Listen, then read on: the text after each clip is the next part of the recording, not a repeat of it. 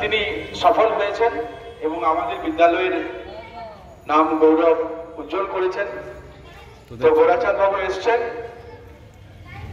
উনি তোমাদের উদ্দেশ্যে দু চার কথা বলবেন একজন প্রাক্তনী হিসাবে, এই বিদ্যালয়ের প্রাক্তন ছাত্র হিসাবে,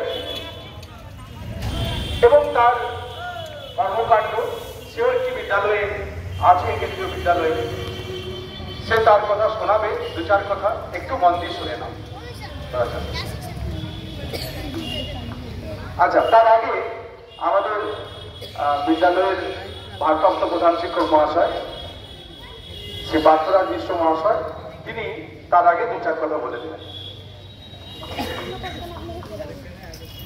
পরম সম্মানীয় আমাদের বিদ্যালয়ের পরিচালনা সমিতির অন্যতম গুরুত্বপূর্ণ সদস্য, সমাজের সবাইবর্গ এবং আমার সকল সহকর্মীবৃন্দ, সর্বোপরি আমার স্নেহের ছাত্রছাত্রীরা, তোমরা জানো যে জানুয়ারি মাসের প্রথম সপ্তাহ 2 তারিখ থেকে 8 তারিখ, এটা পশ্চিমবঙ্গ সরকারের শিক্ষা দপ্তরের নির্দেশ অনুযায়ী এটা স্টুডেন্টস উইক, ছাত্র সপ্তাহ হিসাবে পালন করার কথা আমাদেরকে বলা হয়েছে।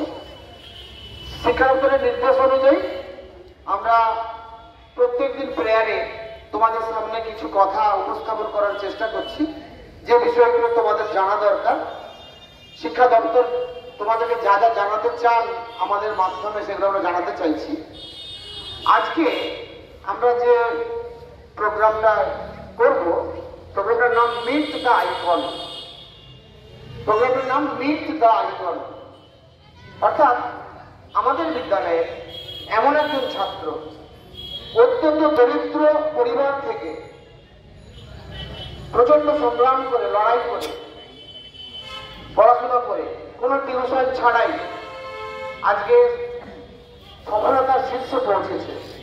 এই সফলতার শীর্ষে পৌঁছানোর যে গল্প, সেই গল্পটা আমরা তোমাদের ওই দাদা, আমাদের স্নেহের ছাত্র সম্মানীয় গোরাচাঁদ জানা মহাশয়, আমরা গোরাচাঁদকে গোরাচাঁদ বলে ডাকি, কিন্তু গোরাচাঁদ জানা মহাশয় কারণ উনি অরুণাচল প্রদেশের একটি নবোদয় কেন্দ্রীয় বিদ্যালয়ে পিজিটি শিক্ষক হিসাবে, অঙ্কের শিক্ষক হিসাবে যোগদান করেছেন।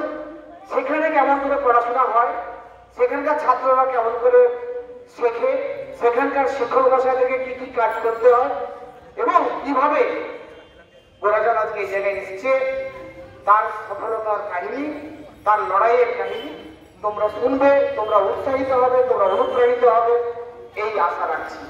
আমি গোরাচাঁদ বাবুকে আহ্বান করছি, আপনি দয়া করে আপনার উত্তরণের কাহিনী আমাদের স্নেহের ছাত্রদের কাছে তুলে ধরুন।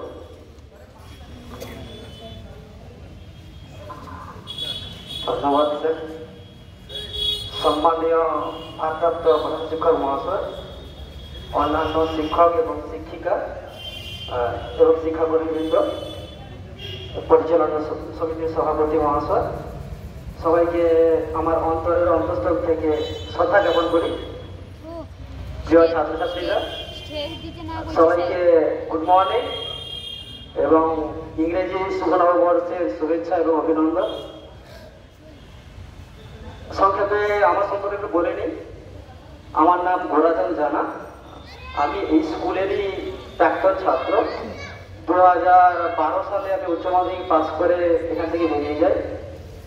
তো ক্লাস 5 থেকে ক্লাস 12 পর্যন্ত এই স্কুলের আঙিনায় আমি বড় হয়ে যাওয়া, 2005 সাল থেকে 2012 সাল পর্যন্ত।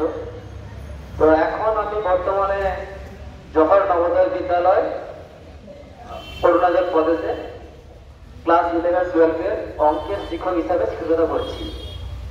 এখন আমি তোমাদের কাছে শিক্ষক নয়, একদম দাদার মতো করে একজন ফ্রেন্ড হিসাবে তোমাদের কাছে একজন অঙ্কের শিক্ষার্থী হিসাবে এখানে আমি উপস্থিত। তো আমার কিছু অভিজ্ঞতার কথা বলতে গেলে, আমি তো এখানে স্টেট গভর্নমেন্টে পড়াশোনা করে বড় হয়েছি। তো এখানকার কালচারের সম্বন্ধে আমার অতপ্রতভাবে জড়িত, কিন্তু সেন্ট্রাল গভর্নমেন্ট বডি বা সিবিএসসি বোর্ড সিস্টেমের সঙ্গে আমার তেমন কোনো যোগাযোগ ছিল না। তো সেই সুবাদে এখন যেহেতু শিক্ষকতা করছি, সেখানে অনেক কিছু জিনিস শিখতে পেরেছি। তো সেইগুলোই তোমাদের সঙ্গে আমি শেয়ার করার চেষ্টা করছি। তো প্রথমে বলি সেন্ট্রাল গভর্নমেন্ট বডি যে সেকেন্ডারি সিস্টেম এডুকেশন সিস্টেম রয়েছে তার দুটো প্রাইম পিলার রয়েছে, একটা হচ্ছে এনভিএস মানে নবোদয় বিদ্যালয়, আর একটা হচ্ছে কেভিএস মানে কেন্দ্রীয় বিদ্যালয়। নবোদয় বিদ্যালয় হচ্ছে রেসিডেন্সিয়াল সিস্টেম, মানে ওখানে থাকা খাওয়া বই পুরোটাই ফ্রি অফ কস্ট। আর কেন্দ্রীয় বিদ্যালয় নন রেসিডেন্সিয়াল সিস্টেম।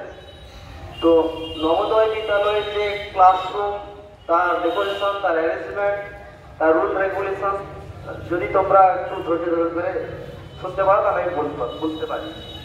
তো প্রথম কথা হচ্ছে কি যে ক্লাসরুম আগে আগে আমরা যেভাবে পড়াশোনা করেছি ছোটবেলা, আমরা তখন ক্লাসরুমকে যেভাবে দেখতাম এখন তার দৃষ্টিভঙ্গি অনেকটা পরিবর্তন হয়েছে। কেন শিক্ষা বিজ্ঞান যে এখন পেডাগজি ব্যাপারটা চলে এসছে, সেই জন্য এখন চিন্তা ভাবনা একটু পরিবর্তন হয়েছে। আগে ছিল টিচার সেন্ট্রিক, অনেকটা লেকচার মেথড ছিল, এখন সেটার একটু পরিবর্তন এসছে। এখন স্টুডেন্ট সেন্ট্রিক বা চাইল্ড সেন্ট্রিক অ্যাপ্রোচ নিয়ে পড়ানো হয়। তো সেক্ষেত্রে শুধু লেকচার মেথড নয়, ড্রিল মেথড, যাতে করে ক্লাসরুমকে আরো বেশি অ্যাট্রাকটিভ করানো যায়, আরো বেশি ফ্রুটফুল করানো যায়। লার্নিং বাই ডুইং যে প্রসেসটা, যাতে করে স্টুডেন্টকে আরো বেশি করে এনগেজ করানো যায়, সেটার দিকে আরো একটু ধ্যান ধারণা দেওয়া চলছে এই সমস্ত আমাদের কেন্দ্রীয় বিদ্যালয় বা নবোদয় বিদ্যালয়। তো